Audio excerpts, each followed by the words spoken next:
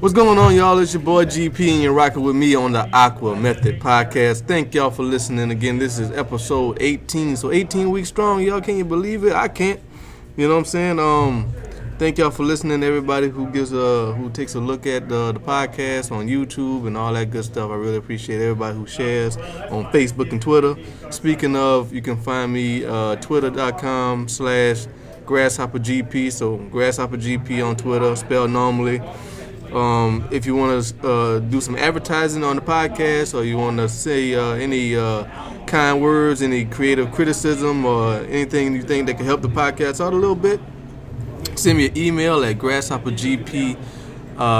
That's yahoo.com/grasshoppergp. Again, spelled normally. You're listening to this on youtube.com/grasshoppergp official. That's Grasshopper with 3 S's because when I made the site, I couldn't spell. So it's GRASSHOPPERGPOFFICIAL. That's enough housekeeping right there. Let's get started with the show. Today, this week, I'm rocking with my man Kevin. What's going on, Kevin? Oh, nothing much, man. Out here in this beautiful southern Louisiana weather. Yeah, well, it was pretty ugly to begin with. To start off with, it was raining, man. Yeah, I know, man. And it's been raining all week. It's been raining since Halloween, like. Yeah, but you gotta expect that with Louisiana. Yeah. I mean, 1 second you'll have sunshine and rainbows, and then the next minute it's thundering and pouring down. You know? Mm-hmm. And it was great, man. It was just a great day, you know. But it's feeling pretty nice now, though. Yeah, it's cool. Say we're supposed to get some more rain tomorrow. It's supposed to get cool Saturday, so we'll see where that goes. And the reason why I got Kevin rocking with me this week, and maybe Ernie will come in. Ernie, y'all might remember Ernie from the Japanese episode a couple episodes ago. Maybe he'll join us. But Ernie and Kevin are both veterans of the U.S. Armed Forces, and yesterday was Veterans Day, so shout out to all the veterans. Thank y'all for defending the country and defending our way of life. Y'all allow us to do what we want to do, what we can do, because I can't do this podcast if I don't have freedom of speech and a safe environment in which to do my podcast. So thank you to all the veterans, including Kevin and Ernie, wherever Ernie is right now. Hopefully he shows up. He's apparently, I think he said he's doing some video game competition, so good luck with that. And but yeah, so Veterans Day was yesterday, and Kevin is a veteran. What branch you served in? I served in the National Guard. I tried to go regular Army first, but I wanted to go to school, so I changed my mind. I was young. I was just 16. Mm-hmm. By the time I got in, I was 17. Went to basic training, Fort Benning, Georgia. Didn't know a lot. Was scared, young kid, punk kid, man. Enjoyed it, dude. Enjoyed the whole experience, 10 years. When you went to basic training, did you get enlisted because you felt that you needed to go to the Army to be a better person, or were you a bad kid that wanted to get like some of that Army discipline, or you just wanted the Army experience? Well, what was your reason for going? It was a mixture of things. 9/11 happened, and honestly, nobody wanted to join because nobody wanted to go. But I saw it as an opportunity. I always looked at it as an opportunity, as a challenge. Okay. I wanted to challenge myself. All right. I wanted to go to school. I knew I couldn't afford college. I couldn't pay for it. So I knew the next best step was military. So I got into the military 2002 of April. Okay. And once I got in, I didn't know a damn thing.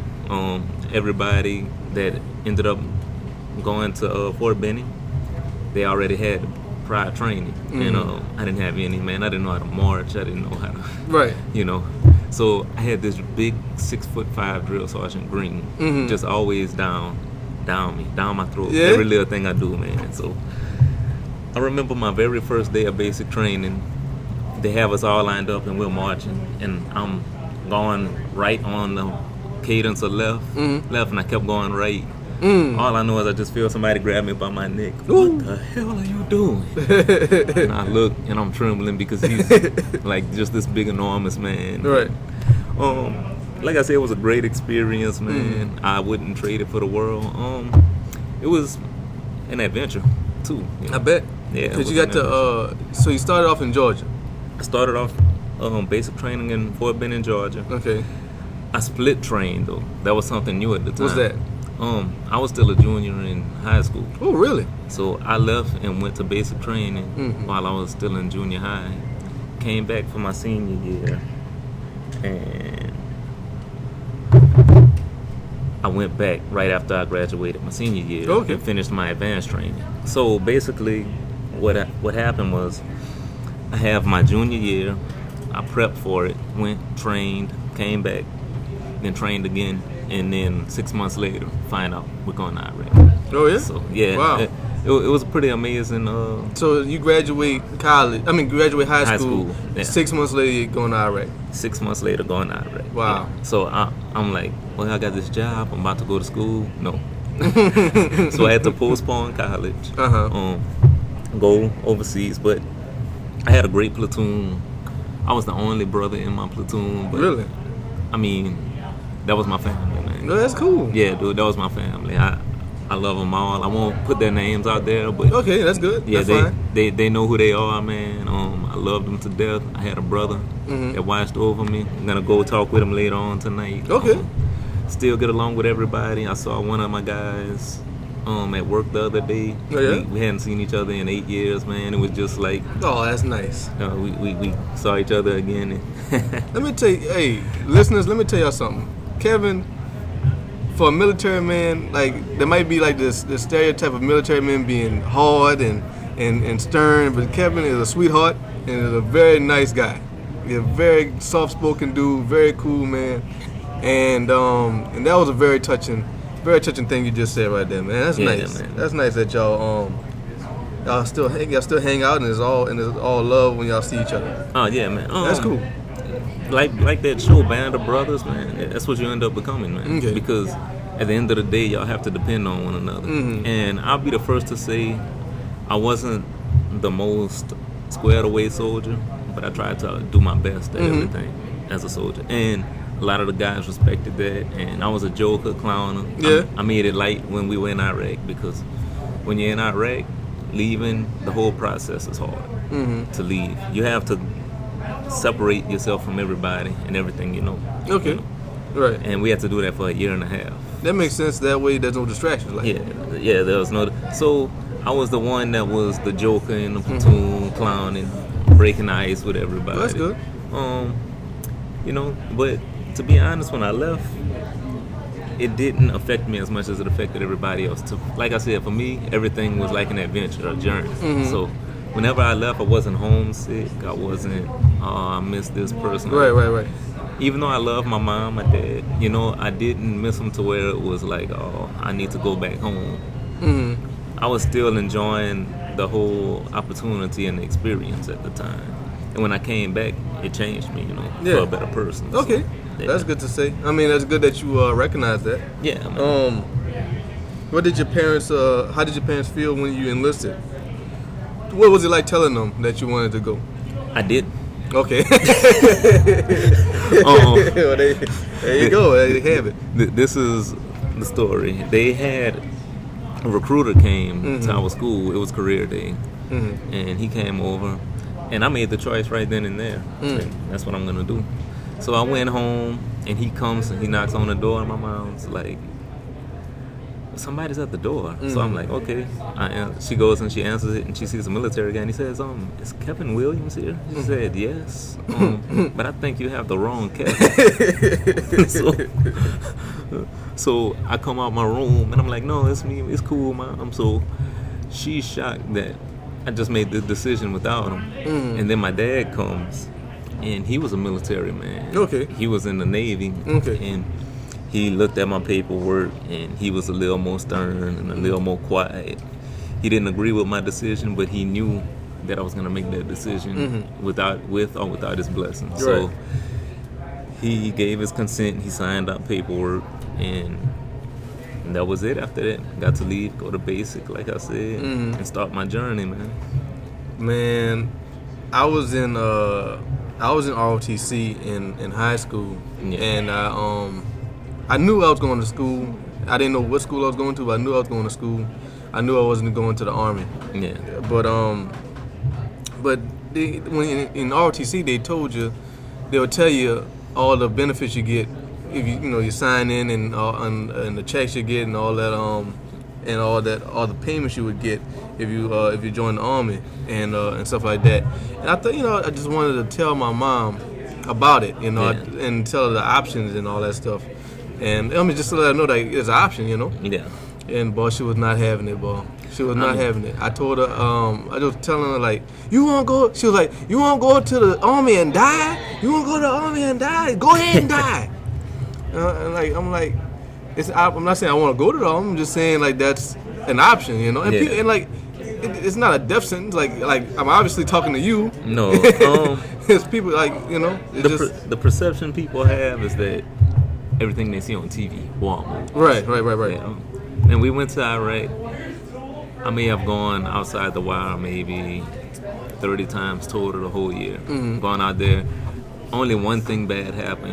A mortar came and it fell a few clicks away and exploded. Mm-hmm. Nowhere close by us. Mm-hmm. That was the closest we got to like any action. Mm-hmm. But everybody sees that, and then CNN and Fox News, they see all that. And it gets like that, but it's not always like that. They made it like it was like that every all the time. day, all the time. So I mean, it's more of a, I think, fear thing. Yeah, you just gotta, just gotta go there and whatever you believe in, just hope and pray. If you don't pray, then just hope that you come back home. That's all. Yeah, in one piece, And when I was out there, I was a big wrestling fan at the time, and I think Stone Cold was still a man. And he used to have this shirt, F Fear. Yeah. And that's what it said on there. Right.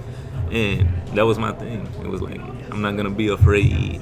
If this happens, I'm not going to be afraid to go outside. Now, the first time I went outside the wire, I was shaking in my boots. What does that mean, go outside the wire? You're leaving off a base. You're leaving off your area operations and going patrol. Okay. So I went out my first day. Yeah, I was nervous. I was scared. I was anxious. And then after I did it the first day, I was like, wasn't that bad. Did it feel cool having that uniform on, having all the gear on? No, it was hot. It was 50 plus pounds on my body, and I didn't have a rifle. I had a SAW, which is a M249 machine gun. Okay.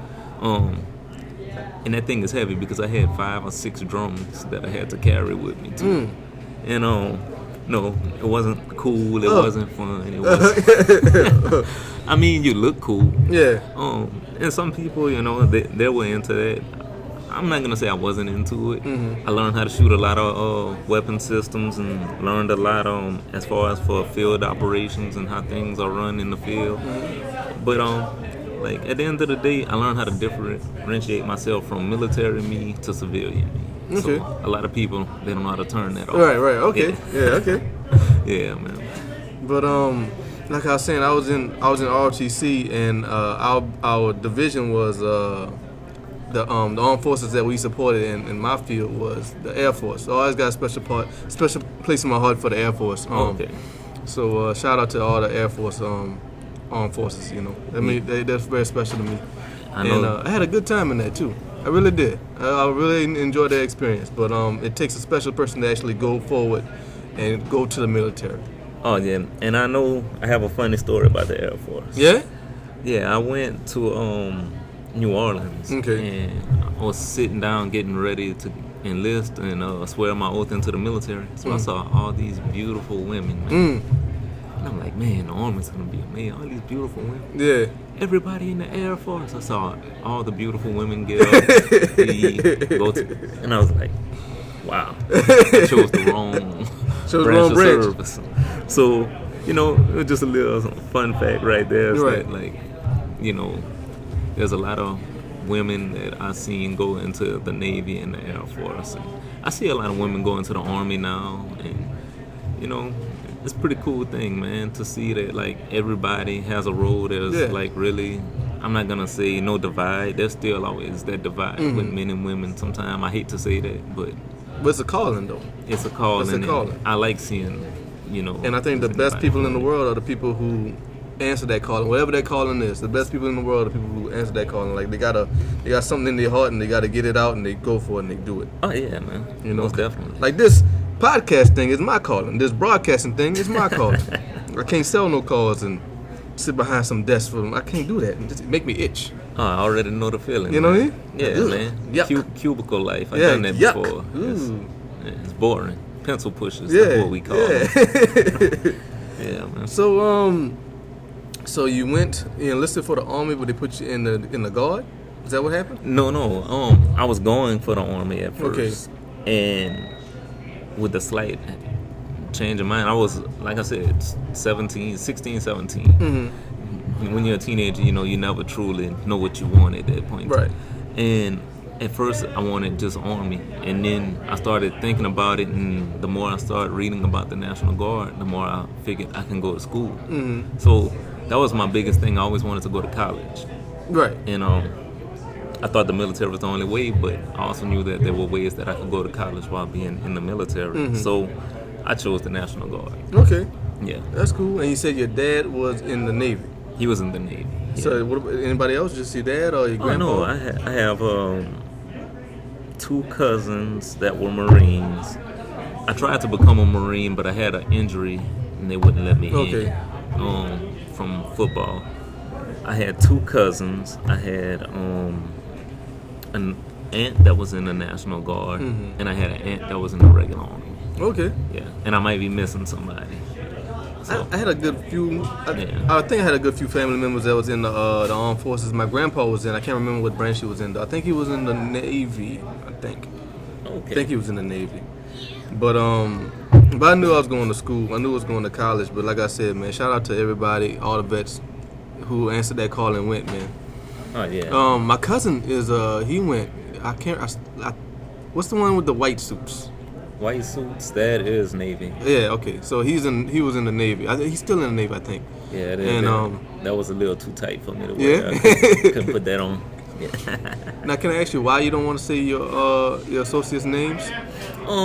Just protection. Yeah, okay. That makes things sense. like that. And, Because I want to say my cousin's name, but I don't want to break any rules or anything like that. I'm not saying it like that, but I didn't get their consent to. Right. So It makes I sense. don't want to. Yeah. No, I understand that. I understand that all the way, man. Yeah, man. But you never know. Yeah.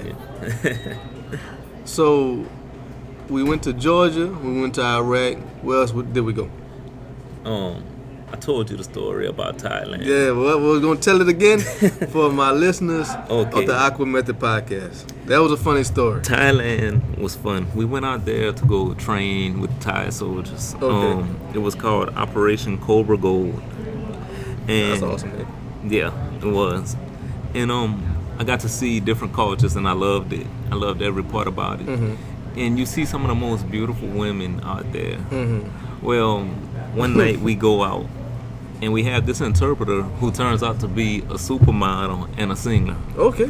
And she's taking us all around the clubs and things like that.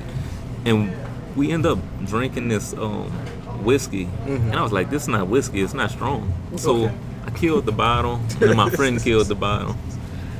And like 15 Thank you, man. 15 minutes later, we're both like blacking out, can barely walk. Mm-hmm. And it hit us fast. So my best friend sees this girl, and he thinks she's the most beautiful thing in the world. And I saw her from afar, and I say, yeah, she's bad. Mm-hmm. Well, I see he's dancing with her, and I'm talking with our interpreter the whole time, trying to learn a little more about the club scenes, because the club scenes are different there than out here. Everything felt like a rave. Every club I went in felt like a rave. Yeah. Like, doom, doom, doom, doom, Yeah. doom. Everything was The Hangover 2 before The Hangover 2 came out. That's cool. Yeah, got to see elephants walking the streets, and it was a fun, Really? yeah, Elephant? dude, Wow. elephant walking the street. I got to pet him, feed him. Come on. So he goes and he takes this girl. We're in a cab, and the whole time something just looks off about her, Mm-hmm. and I keep looking at her, and I'm Something not just wrong. I'm not that. Something different, not wrong. Yeah. Different. So I look, and I see an Adam's apple, and I'm like, man, you know that's a dude. And I'm drunk, so I'm stupid when I'm drunk. I just call people out, and I'm like, dude, you was dancing with a dude. You got a dude sitting on your lap, and like, he just gets cherry red in the face. Yeah. Man, well, just fun time, dude. Yeah. Good thing he didn't kill the man-woman combination, you know, and it was just a fun time, dude. Yeah. Like I said, everything was an adventure, man. Everything. I'll go back to that. Every time you'll hear me say something about travel, everything was an adventure. Yeah. We went to Ireland. Okay, that's dope. Yeah, I got to drink what they call like their chocolate beer. It was a very dark beer. Really? It doesn't taste like chocolate. It's nasty. But enjoyed it. Went to Kuwait. Where else? Germany. Went to Hawaii. Okinawa, Japan. And I did all this before I was 23. That's awesome. Yeah, dude. So That's awesome. I mean, that's one of the perks of it. Like a lot of people will say, "Oh, the military isn't for this." And I mean, it's a regular job once you get there. You'll think, okay, what are we gonna be doing? We're gonna be training in the woods every week it's just like a regular 9 to 5. Yeah. The only difference is you wake up in the morning and you work out and you run 2 and 3 miles before you start your day. Yeah. So, yeah, that's the only difference. But no, that traveling, man, that sounds amazing. That sounds fantastic. We're gonna get back into that, but let's go back to Thailand. Yeah, man.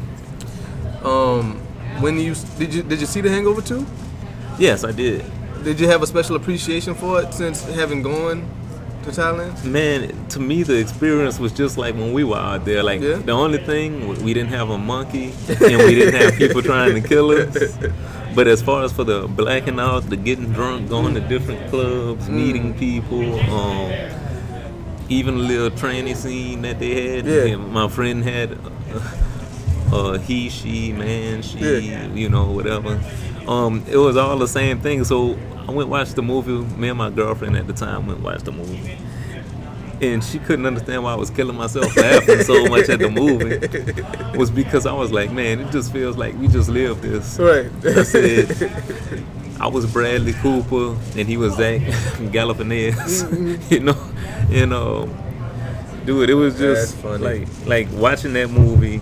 Yes, I did have a whole new appreciation for it. That's fantastic, man. So you said they sent y'all out there to train with the Thai soldiers. Was the Thai soldiers American? They were just allies? They were allies, but basically what it is, to me, it's like just a blending of culture. Like, it was like we were trying to blend our culture with theirs. We were trying to cook. Well, not cook. We were cooking our food. They were cooking their food. We had a big cook-off, and we tried their food. They tried ours. Okay. Very friendly people, man. When I say hospitality, you cannot. They say we are Southern hospitality. I don't think our Southern hospitality can touch theirs. That's why I heard that. I heard Ernie was saying that about Japan. Yeah, man. You cannot touch their hospitality. We tried to beat them, man. They were just so nice to us. Like, I was running out of money.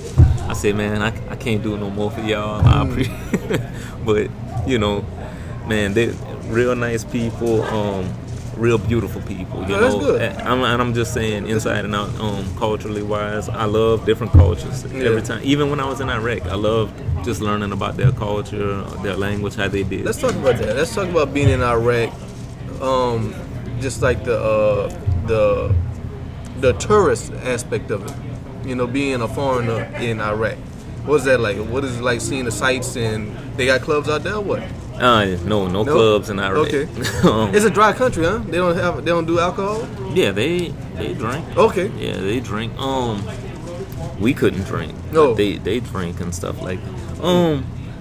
It has its beauty and it has its ugly sides because the beauty is the countryside that I got to see, and the ugliness was you got to see some of these great cities that were once kind of great, destroyed from war. Oh, yeah, right.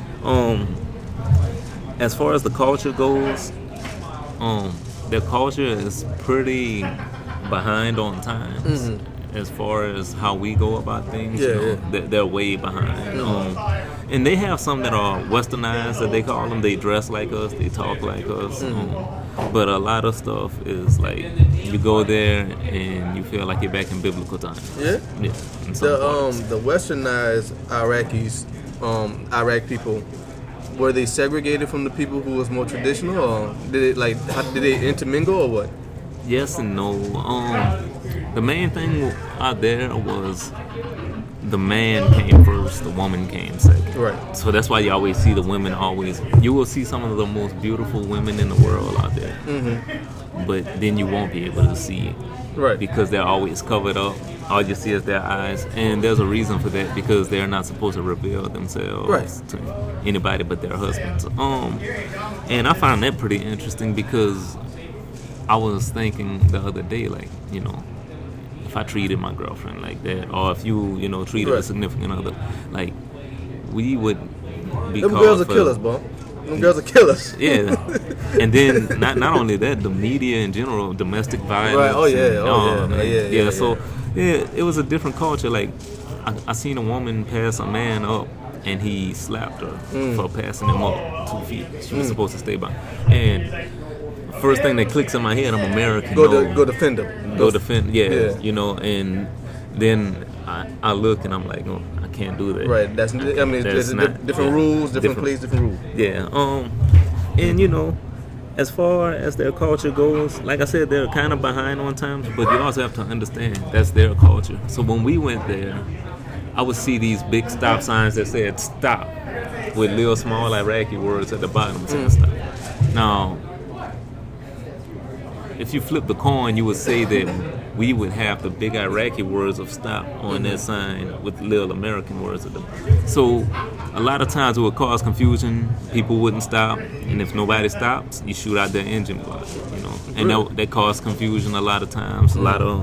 So, you know, it was adjusting at the time too, because that was 2003, 2004, 2005. That was right after 9/11. Yeah, right after 9/11. So you're trying to adjust to a culture, but you gotta while be defensive. also, trying to protect yourself. Right. So, I mean, I looked at it in that light, but I also looked at it as we were on their turf. You know, we're in their that makes backyard. sense, yeah. So I looked at it also from their eyes, as for if somebody came over here and they're coming to help us, and you know, now we're having curfews, we're being told we can't be out this time. Right. You know. Yeah. We as Americans, what? You mean to tell me we can't go? No, Right. you know. So, you know, we'd be the first ones up in arms about that. So I looked at it from their perspective too. And that's one thing why I love to go to different cultures like that, because I like to learn each culture, so that way I'm not just stuck in this one mindset. You know what I'm saying? That's good. Yeah, man. That's awesome. Yeah, man. So Did you ever see any women outside of the what they call them, burqas? Outside of the veils? Yeah, the veils. Yeah. Did you ever see were any of them out of I saw. dressed normally? I mean, dressed like we dress. Just like, when I went to the green zone, I was knocked out. I was tired. I was exhausted. And the green zone is like a little vacation for you while you're out there, like 3-4 days. Oh, all right. And I opened my eyes, and there was this beautiful lady mopping. And she was mopping the floor. And when I opened my eyes, I looked, and I was like, damn, you know, wow. And then I made friends with the girl out there, and she would sell DVDs to us. So I would always go and get DVDs. I talked to her for a little while, and she spoke English very well. She said she was trying to come to the country and things like that. So we talked about that a lot while I was. And she was cool, beautiful chick. Like I said, you'll see some of the most beautiful women. It's just they're covered up. Yeah. You can't touch them. You can't look at them. You can't hardly speak to them. So, I mean, that's how it was a year and a half. I was so ready to come back home because I missed women. You know.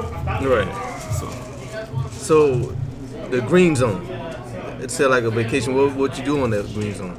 Man, just like I said, vacation. You go. They have a big swimming pool. Oh yeah. There. Back then, it was the PS2 and the Xbox. So they had a big game room with PS2s and Xboxes. You go and play video games. They cook for you. You go and pick up your meals at certain times. Just relax, watch TV. I remember watching the Phoenix Suns and I forgot who it was they played in the playoffs. It was Phoenix and Dallas. Okay. And that was right when they traded Steve Nash to Phoenix. So I didn't get to watch any basketball at all while I was in Iraq. And that one green zone visit, I must have watched at least 40 hours of basketball. Okay. Just stayed up, just watching stayed up. basketball. Yeah, man. So, yeah, man, it's like a regular vacation, just something for you to unwind, take your mind off stuff. You know. Are you still technically part of the military, or what's your status now?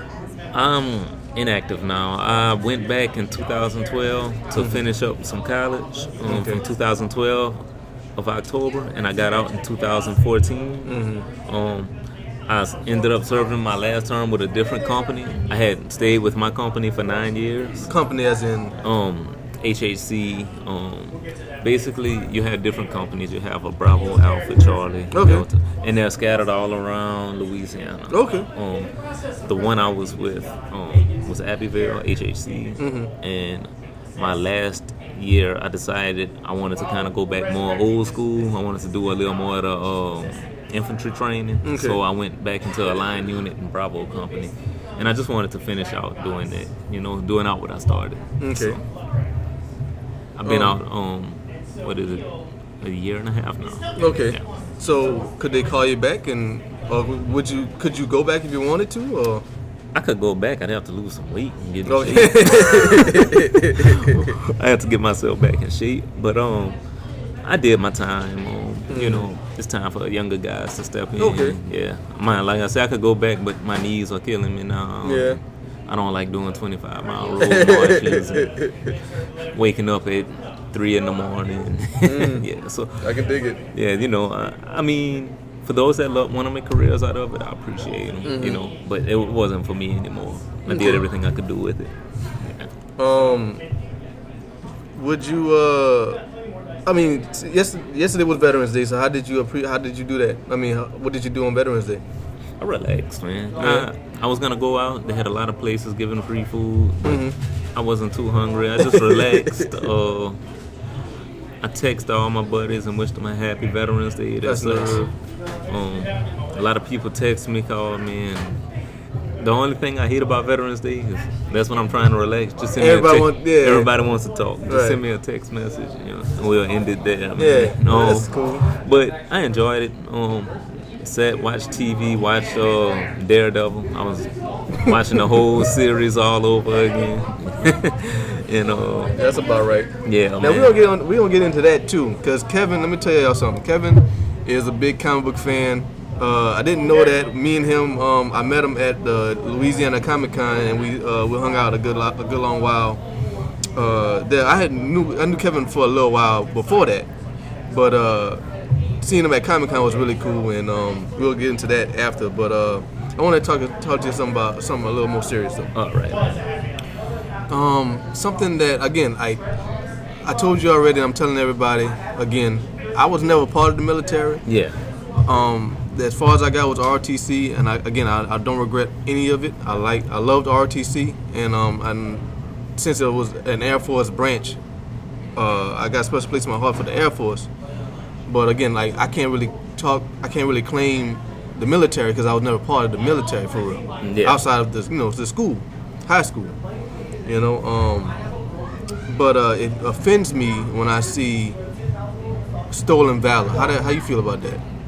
When people got the fake uniforms on, go to Veterans Day, get the free food, stuff like that. I've seen it. Again, I'm not part of the military, and that makes me mad. Well, you can't say you're not part. You said you had family in there. Yeah. So, hey, man, you're a part of it. I hate to say it, but you're a part of it, man, if you have family in there. My thing about it is you ought to be ashamed of yourself. Yeah. I'm not going to sit here and go and fight with you or cuss you out. I'm not even going to tell you anything. You seen them videos? I seen a bunch of it. I seen it in person. Oh, yeah? Yeah, I seen it in person. But tell that story, if you can. If I can, I can tell it. I went out to eat one night, me and my girlfriend, and I see a guy come in with a goatee, cornrows in his head. Mm-hmm. He up there talking to the guy next to me like, man, thank you for letting me use your uniform. And I'm like, this dude really just took a uniform, and I feel bad for not just him, but the guy that gave him the uniform. Because what values do you have? Right. Like, I've given my clothes for my mom to wear for like a camouflage day, or but they weren't representing themselves as a military person. They weren't, you know, impersonating. They weren't like, I gave her a hat to wear for camouflage day. I gave her some pants to wear for camouflage. And to me, it's a disgrace. Yeah. That's how I feel about it. You know, at the end of the day, you're fake. You know, I look at it like that. Now, I will say this: not everybody's gonna be like me. There will be somebody, because one thing I've learned is a lot of military people are crazy, and a lot of people believe strongly in their values, and I do too.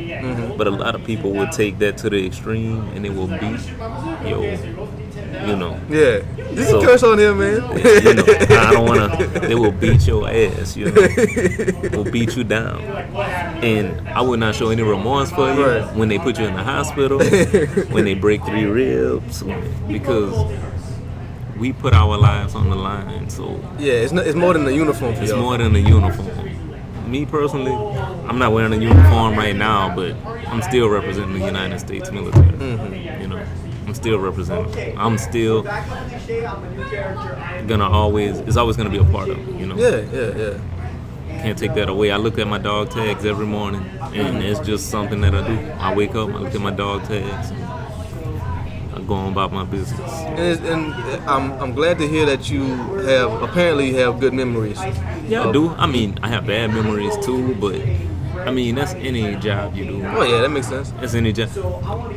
There's politics in the military, just like there's politics in your regular jobs. There's bad bosses. There's bad leadership. You're gonna have. I mean, I can tell you so many times I can't wait till I just ETS and get out. I could tell you a bunch of times, especially my last time around, because it changed so much from how I remember it being. The military is trying to be more of a friendly environment. Really? Yeah, man. And from the way people are coming out of basic, I just feel like a lot of them weren't ready, like how we were. So it just was a little more different. I think you saying that sounds like everything. You know, like these youngsters don't know nothing. You know. I'm not gonna say, because I remember when I was young, the older generation said that to us. Right. Y'all don't know nothing. Right. Exactly. So I'm not saying that. I'm just saying things changed a lot. Like from technology standpoint, back then to now, how much things have changed in the military. You know, it's pretty amazing. Like me and you were talking about that the other day. I was telling you about we were looking at the drones, and I was like, it's pretty amazing that I saw that before it became something that civilians can have and own and fly around, all the GoPro cameras. Right. And, like, that was pretty much military equipment that they just incremented into the civilian world. You know. But, you know, like I said, times change, so you know, people change. You have to learn to either move with the change or get left behind. Yeah, that makes sense. Yeah. But yeah, man, that just seeing stuff like that would upset me, you know. And again, like I said, I never joined, and I'll never claim it, you know. But no, but it's a special. It takes a special type of person to do it. Yeah. And if you're not that, and especially not for no free food, man. Just pay for your food, man. Yeah. And you don't get no benefits off somebody else back, man. And if you're that hungry, I'll buy you some food. And, you know, my thing was, man, I couldn't believe, like, when I saw that last year, guy had some fatigues on, and he's just up there stunned. He never served it, because the thing I look at is you never had to go through the basic training. You never had to have the blood, sweat, the tears. They earned the stripes. Yeah, man, because basic training back then was one of the hardest things I ever did. Going to Iraq was one of the hardest things I ever did. And you mean to tell me that you're just gonna represent like you went out there and you did something? So, you know, it's like I said, there are gonna be some guys that are way more crazier than me, and they're gonna see that, and the fuse is gonna pop. And then, you know, I feel bad for you. Yeah. But yeah, man. So if you're listening, don't do that. You know, don't rock a uniform if you ain't earned it. You know what I mean?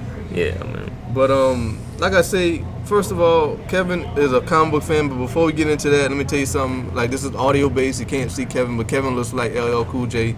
I just wanted to say that. He looks like LL Cool J, just a little smaller, a little shorter, but he look like he got LL Cool J. He got a bald head, light skin. He look like LL Cool J to me. I just wanted to say that before we get into the comic book section of the podcast. Once again, y'all, I'm doing this live at the comic book shop. Shout out to Mr. Jeff for letting me do it again. I always give him a shout out. So big thanks to him. And but yeah, Kevin is a big comic book fan, like I said previously. What you into, man? You say you're not a Marvel fan. You say you're not a DC fan, you're a Marvel fan. Me too. I feel the same way. I'm not a big DC fan. I do read DC comics. I read a little bit. I read Batman. Batman is always good. Green Arrow, and I'm trying to get in the Flash just because of the TV show. Oh, yeah? But I like the TV show more than the comic. Yeah. But I've always been a Marvel guy. I've always been a Spider-Man guy. Yeah, me too. And an X-Men guy. Right, I'm with that. Yeah. So how you feel about what's coming out, man? You like Star Wars? You a big Star Wars dude, or that's coming out? I'm not gonna say I'm a big Star Wars guy, but I appreciate the lore. My cousin got me into Star Wars at a young age, and I got to watch it, and I saw this immense universe, and I was just amazed at what George Lucas did as far as for even back then. Yeah, even back then. I watched them, I want to say 6 months ago, all six of them. And I like the older ones better. That's what everybody say. Than the ones that came out in the early 2000s. But I was a big fan of Han Solo. I wasn't too much on Luke Skywalker, but I loved Han Solo. He was the bad boy. You know, kissed Princess Leia. And, there you go. Yeah, it was Harrison Ford, man. What can I say? And I love Darth Vader. That was one of my favorite villains of all time. He's like in my top 5 of villains, man. And you know, it was an experience watching that. Yeah. Yeah. So. Were you always in the books, or were you always in the comic book stuff, or? I got into it with my cousin. I was about 5 or 6, and he was 7 or 8. And you want to do everything your big cousin does. Right. And he was into the funny books. He would always read the funny paper. So his grandmother and his mom started buying him comic books.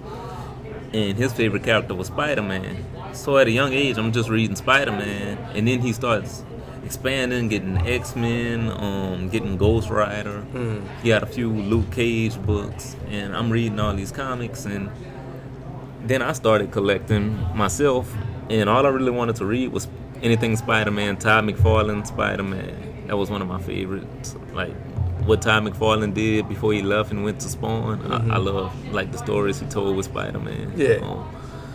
It was a little darker, a little grittier. I didn't like how he portrayed him with his webs, because the webs would go all over the place when he would shoot them. Yeah. But, you know, it's just little simple things I can remember. But he's the first one I remember to make him have that spaghetti spider wrap rope type webbing. Yeah, man. So that's cool. It was pretty cool, man. So I've been into it since I was a little kid. I stopped reading in like 96 after the Clone. I want to say the Clone Saga, 95. I want to say it. That was when the Clone Saga was. I'd have to ask Jeff on that. I don't remember. But I quit reading it because Peter Parker wasn't Spider-Man anymore. He was a clone, they said. And all this time I was like, my favorite character was a clone. So I quit reading it. That'd be upsetting. I could dig it. Yeah, man. I quit reading comics for about 7-8 years. And what got me into reading comics again, I went and watched the first Spider-Man movie with Tobey Maguire. Oh yeah. And man, they had did it justice to me at that they time. did. I thought they really did. And I came here, and books was further down. It wasn't in this store, and like that was my shrine, man. That was the Holy Grail. It was a good place to be, man. Yeah, man. It was my my fortress of solitude, you know. There you go. Come here, relax. Especially when I was in college. Come here. Jeff didn't mind. I would read a bunch of books. And I'd buy like 3 or 4. And he never mind. He never told me anything. So I would always come in here, read like a few books. And that's how I would end up getting more books. Yeah. So that's how it is, man. You know, and this place always gonna be special to me. Yeah, me too. Me too. Yeah, I can dig love it. I'm with that. Yeah, man. Was there any how was it being a comic book guy in the military? Did you transfer that or was it separate? Man, I learned that there are a lot of people in the military, and there are a lot of people that love like comic lore, geek lore, anime.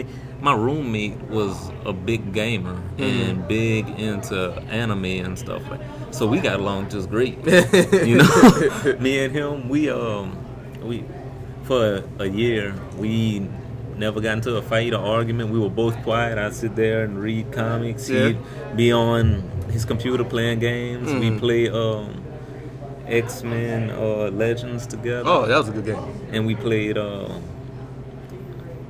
what was the other one that came? No, not Ultimate Alliance. X-Men Legends 2. We'll play those two together.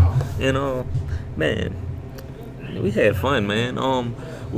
Speaking of, what was your best comic growing up as a kid? My favorite comic growing up? Yeah, man. Oh man, dog, I'm still a big Sonic the Hedgehog fan. Sonic the Hedgehog?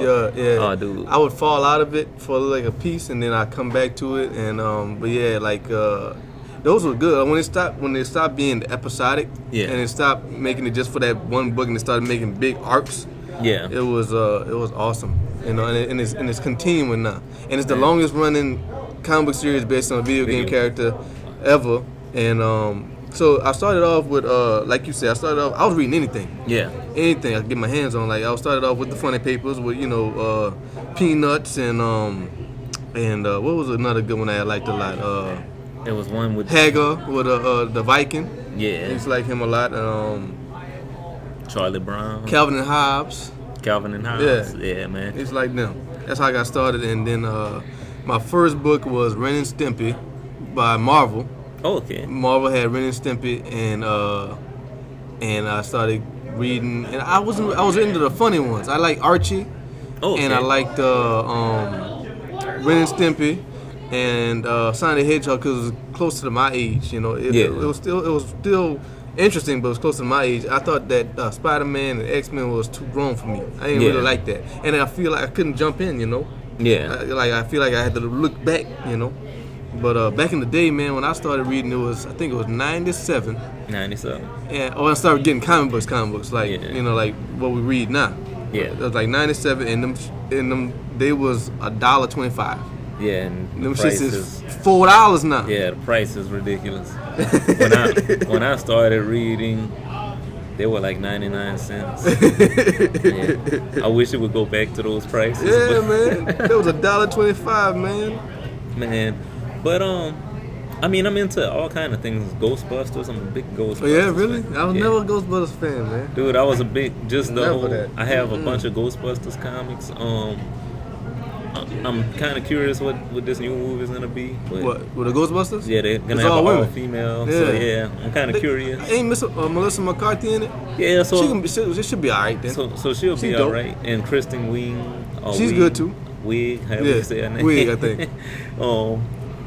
She's pretty cool, and I don't know too much about the black chick. I know she's on Saturday Night Live. Yeah. But yeah, I was into a bunch of things. I was into Army of Darkness. Oh yeah. You ever heard of that? With Ash. Yeah. And now they have a new series out. I watched that.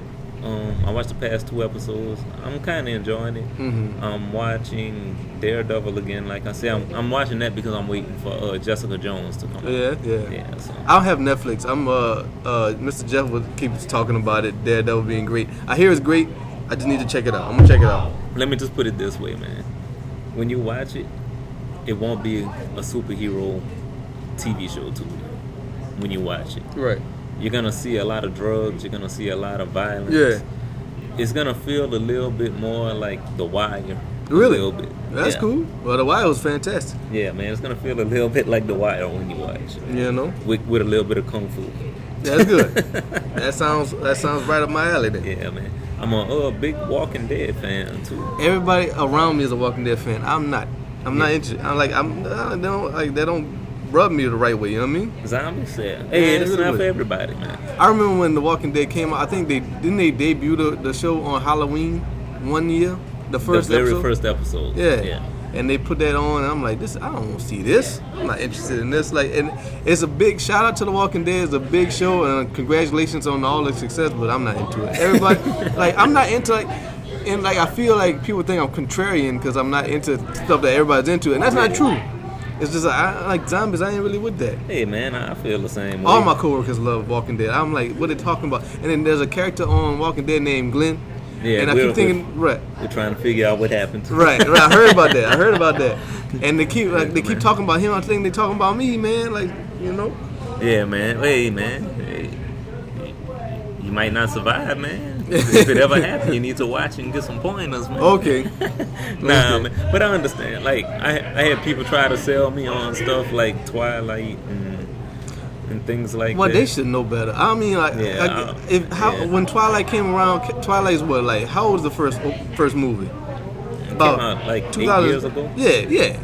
So yeah, I mean, you're a grown man. Like, you can't sell me on no Twilight, man. Yeah, man, they could. At the time, no, man. I was working at the movie theater when it came out, so I like anything that galvanizes people like that. It makes a lot of people gravitate towards it. So I'm interested. Like, I might not be interested in the material, but I'm interested in the fact that it can gather this much people. So I actually did one of my final projects in school when I was working on my broadcasting degree was a documentary on Twilight. Okay. Yeah. Yeah, man.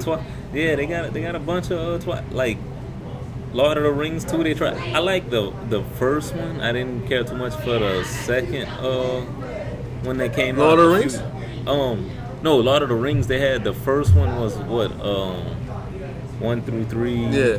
Then they had the second one, The Hobbit. The Hobbit. That's what I'm thinking. Okay. I didn't care too much for The Hobbit as much, but I loved Lord of the Rings. Yeah. So everybody was trying to sell me on The Hobbit, and I watched the first one, and I just. You wasn't with it, huh? I wasn't with it. It wasn't the same feel. Even though it was the same director, some of the same actors, it wasn't that big for me, man. So.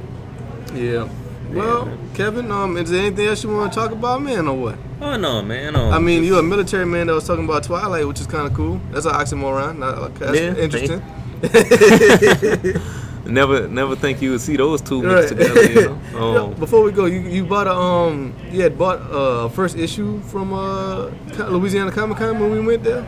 Yeah, I did. From some independent guy. And I forgot the name of it, and I was supposed to bring the comic here because he wanted Jeff to sell it, and I was gonna just show it to Jeff, but I forgot it. I read it, I just don't remember the name of it. Yeah. No. It's a pretty interesting book. Yeah, it was good. About some. It's interesting. I won't say it's good yet. I gotta read some more issues. But it's like some aliens come down to Earth and they're trying to create this ultimate weapon. And okay. Yeah, it was alright. Dragonus. Dragonus? That's the name of it. Okay. Yeah. So. Shout out to the creator of that, man. Yeah, we got to see him at Louisiana Comic Con. So best wishes to you and your comic book. You never know. Might be something big. And Kevin got a first issue. You know, he got an original first issue that might be worth $1 million 10 years from now. Who knows? Who knows, man? Never know. I had a chance to get the first edition of Walking Dead, and it's worth I don't know how much right now, but I didn't get it. So. But you see, that's the thing. You never know. That's why, like, all my comic books, I got a big collection at my mama's house. And I mean, it's my mama's house. It's her roof. She can do whatever she wants. I hope that she don't ever do anything with my books because you never know. That's some of them that I'll never sell though.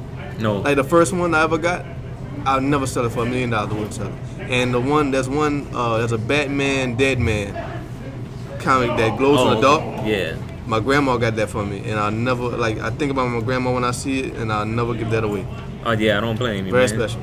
Like I have my whole Civil War comics, and Captain America Civil War is about to come, and I do not see myself selling any of those books. No. Yeah, I could dig it. Yeah, that's gonna be a good movie, man. I can see it not gonna be a good movie. Yeah, I hope so, man.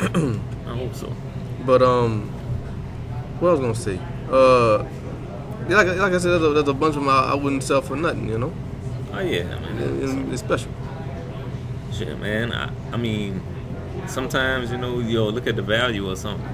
Now, if somebody's willing to offer me a few million for each book, that's a different There's story. a few of them. That's not some of them I could set on fire. I wouldn't care about. You know what I mean? But there's a few of them. Yeah. Some of them that's just priceless. Yeah. To me, Right. So, so like I said, that whole volume, I was going through something at that time, so it was something special for me. Man. man. Yeah. While I read those. Mm-hmm. Yeah, man. But yeah, I enjoyed it, man. So there you have it, folks. An hour in, and we talked about military and comic books. So this is a very dynamic and multifaceted podcast episode here with my man Kevin. Any last words on the podcast, Kevin? Man, enjoyed it, man. Hope to Yeah. come back soon. Yeah, one day, no, man. we'll have you back. Yo, man. You know, this is a thing right here, Yeah. man. Enjoy these things. Man, it's a lot of fun. I love doing it, man. Yeah, It's man. a lot of fun. And so again, thank you for joining me, Kev. Thanks to all the listeners for checking it out. I really appreciate it. Again, this is episode 18, so 18 weeks in. Let's try to get these views up. Tell your friends, tell everybody you like, about the Aqua Method Podcast. And again, this is GP. You can find me at GrasshopperGP on Twitter. The email is yahoo.com/grasshoppergp. The Twitter and the Yahoo is the Twitter and the email is both spelled normally, GrasshopperGP. Really simple. You're listening to this on youtube.com/grasshoppergp official. That's grasshopper with 3 S's. Like I said, I couldn't spell when I made the site. Again, this is the Aqua Method Podcast, episode 18 with my man Kevin. Y'all be good. Thank y'all for listening.